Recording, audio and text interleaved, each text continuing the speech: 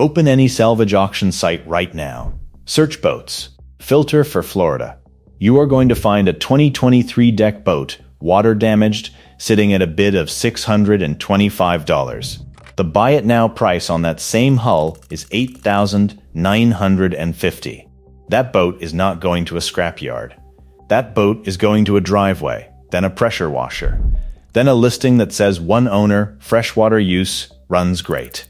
After Hurricane Ian, Florida's own Fish and Wildlife Conservation Commission counted more than 7,000 vessels displaced or damaged in that state alone. Boat US said Ian will likely go down in history as causing the most damage to recreational boats ever. Those hulls did not evaporate. Every single one of them ended up somewhere, and a large number of them ended up for sale. There are 6 forces that move a drowned boat from a marina graveyard onto a trailer behind somebody's truck with clean paperwork in the glove box. And there is one document almost every buyer treats as proof the boat is fine. It is the most worthless piece of paper in this entire industry, and I will name it at force number 4. Keep that in the back of your mind, because it changes what you do this weekend. There is also a number I want you to hold on to.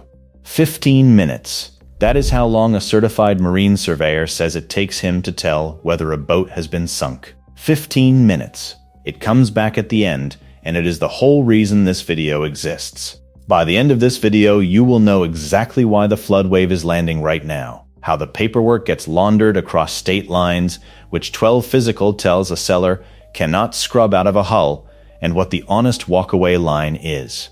But first, think about the last boat you looked at that felt like a steal. That feeling is the product. Somebody engineered it. Here is what it costs when you are wrong. A submerged engine, a corroded wiring harness, and a hull with waterlogged foam is not a repair bill. It is a total write-off you paid for in cash. You eat the entire purchase price and the haul out on top. The pre-purchase inspection checklist inside the bilge files is the exact walkthrough I use on a suspect hull, tell by tell, in order, including the 4 checks a seller cannot fake. $47, one time at hullhonest.com, link below. That is the whole decision. Now, force number 1, because the calendar is lying to you. Force number 1, the season is not the schedule. Everybody assumes flood boats hit the market in the weeks after a storm. They do not. The pipeline is slow, and the slowness is the entire scam. A damaged boat has to be claimed, adjusted, declared a total loss, taken by the insurer, hauled, auctioned, rebuilt, and then retitled. Florida's own Fish and Wildlife guidance says a derelict vessel investigation alone runs 45 to 120 days, sometimes longer, at a cost of $300 to $600. That is one step. 4 months after Ian, of more than 700 derelict boats, only about 2/3 had even been removed. Stack the whole chain and you are looking at roughly 6 to 18 months from landfall to a retail listing. Now I will be straight with you, because the sharp guys in the comments always are. The title of this video says Hurricane Season, and hurricane season is real. The National Hurricane Center puts the climatological peak at September 10th. But the boats hitting the market this autumn are not 2026 storm boats. They cannot be. 2025 had 13 named storms and 5 hurricanes, and it was the first year in a decade with no United States hurricane landfall at all. And as of the federal forecast update on August 6th of this year, 2026 is running below normal. 2 tropical storms, 0 hurricanes, and a 75% chance the season stays quiet. So the wave arriving now is the 2024 fleet. Lean and Milton. Plus, Ian-era hulls still finishing their laps. That correction makes this worse, not better. A quiet season lowers your guard at the exact moment the delayed inventory lands in front of you. Which brings us to how a wet boat becomes a legal product. Force number 2, the 75% rule. Your insurer is not making an emotional decision about your boat. It is making an arithmetic one. Marine underwriters use what is called constructive total loss. The threshold sits right around 75%.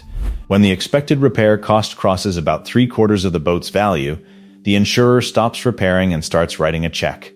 Here is the part almost nobody understands. Whether you have an agreed value policy or an actual cash value policy changes how fast that trigger pulls. Agreed value pays a fixed sum with no depreciation.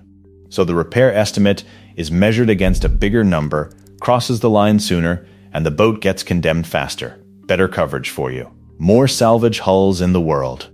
The marine insurance agency Charter Lakes put the physical reality plainly. They have seen boats only partially flooded with salt water declared a constructive total loss purely because the engines went under. Salt water destroys everything. A boat that sinks in fresh water has a chance. A boat that sinks in salt does not. And once that check clears, you do not own the wreck anymore. Through what underwriters call subrogation, the insurer takes the hull. It is now inventory. I tear this industry apart exactly like this every week. And the list of things they would rather you never find out does not get shorter. Subscribe and come along for it. Force number 3, the auction floor. The two names that matter are Copart and IAA. Both run marine lanes right alongside the cars, both stocked heavily with insurance total losses, and both sell essentially as is with buyer beware announcements. Bidding generally means paid membership, document verification, and in some states, a dealer license. That access friction is not a bug. It filters out the person who would have used the boat and filters in the person who is going to flip it. National Liquidators, one of the outfits that moves storm salvage, said it out loud. You can buy a boat from them in a salvage auction for a couple $1,000s, and it could cost you $8,000 to get it home. And only 15 to 20% of their buyers are individuals fixing a boat for themselves. Read that again. 4 out of 5 buyers on that floor are resellers. Nobody at that auction is confused about what they are buying. The confusion is manufactured later downstream for you, and it is manufactured with paper. Force number 4, the paper gap. Here is the document I promised you in the first minute. The clean title. On a car, a clean title actually means something because of a federal database called NMVTIS. Every state, every insurer, every salvage yard is required to report into it. A flood brand follows the vehicle identification number across state lines, and the receiving state has to check that database before issuing new paper. That system exists because after Katrina, truckloads of flooded vehicles were hauled to states that did not brand titles and sold clean. Boats are not in that system. NMVTIS is a motor vehicle database by federal definition. Marine salvage, marine flood, and marine total loss events do not flow into it. Boat History Report put it exactly right. A clean result on a boat reflects the federal exclusion of boats from the system. The absence of a record is a definitional artifact, not evidence of clean history. Roughly 1% of American boats even return a record at all. So here's the myth I want to kill, because I read it in comments constantly. People say I checked, it has a clean title, so it was never flooded. That is not true, and it has never been true. On a boat, a clean title is not weak evidence. It is not evidence. It gets worse. As of this year, 8 states do not require a separate boat title at all. Arizona, Colorado, Delaware, Kansas, Mississippi, New Hampshire, North Dakota, and Tennessee. Plenty of states that do title boats exempt hulls under a certain length or value. And most states do not brand a boat title salvage or flood the way they brand a car. Move the hull. Retitle it. The history is gone. Not hidden, gone. And if you are thinking the Coast Guard covers this, it does not. A documented vessel needs at least 5 net tons, and it cannot hold a state title and federal documentation at the same time. The abstract of title shows the ownership chain and recorded liens. It does not show damage, salvage, or flooding. Ever. That is the machine. Now here is why the boat itself never recovers. Force number 5. Salt does not leave. A drowned engine has a rescue window measured in hours, not weeks. The correct protocol is immediate. Pull the plugs, drain it, flush the salt with fresh water, oil the cylinders, and get it turning over the same day. Corrosion of metal engine components begins within hours of air exposure after recovery, and whether the engine was running when it went under decides everything. A stopped engine can sometimes be saved, while a running one swallows water into the cylinders and hydrolocks. Now look back at force number 1. 6 to 18 months. Weeks sitting in a field. Months in an auction yard. The pipeline itself guarantees the rescue window was blown before anybody thought about rescuing anything. That is the mechanical heart of this whole thing. And the failure does not announce itself. A marine technician certified on Mercruiser described immersion damage to wiring connections as something that can take a while to manifest, which is why the advice is to replace the engine harness outright. Think of salt water. In a harness like water in a bilge you never sponged out, it does not sit still. It wicks up under the insulation and eats the copper from the inside where you cannot see it. So the boat starts fine. It runs great on the test drive. Then, one season in, you get intermittent faults that no shop can chase down. Because the fault is not in one place. It is in every place. Force number 6. A soft market makes a bad deal believable. If the used market were hot, a cheap boat would look wrong. It is not hot. New powerboat retail sales fell 8.8% last year to 215,237 units, per the National Marine Manufacturers Association. Denison Yachting's 2025 report has North American unit sales down 8.5% with longer days on market. Boats Group's data showed used boat sales falling 12.4% while average used prices went up. Fewer buyers, longer listings, sellers who look motivated because a lot of them genuinely are. That is the camouflage. In this market, a suspiciously cheap boat does not read as a red flag. It reads as a guy who needs it gone before winter storage. Now let me run all 6 forces through one set of numbers. Take that deck boat from the first minute. Buy it now at $8,950. Add the National Liquidators figure, call it $8,000 to get it home and cleaned up. That is $16,950 all in, before 1 hour of mechanical work. I am labeling that honestly for you. The auction figure is a live listing, not a completed sale, and the transport number is a general industry figure, not that specific boat's invoice. I am not going to pretend it is a receipt when it is arithmetic. But the arithmetic is the point. At $17,000 all in, that boat has to be relisted somewhere north of 22 or 25 to be worth the flipper's time, which is still well under what a clean 2023 deck boat asks. It looks like a bargain from both ends, and it only works if no real structural work happens. Here is what real work costs. After Ian, one owner was quoted $16,200 just to lift a 65-foot boat off a dock piling. Not repair it. Move it. That is the entire business model in one line. The flipper's margin exists only because the structural work never happened. You are not buying a repaired boat. You are buying the decision not to repair it. So, the two-sided verdict. If you are buying, your skepticism is the only protection you have, because the paperwork has already been proven useless. Work the tells, and work them in the order a seller cannot manage. Start with the ones nobody can scrub. Pull the electrical panel and look behind it for corrosion with no explanation. That is the single strongest indicator. Look for a tide line. A stain on raw wood or bulkheads in a spot cleanup could never reach.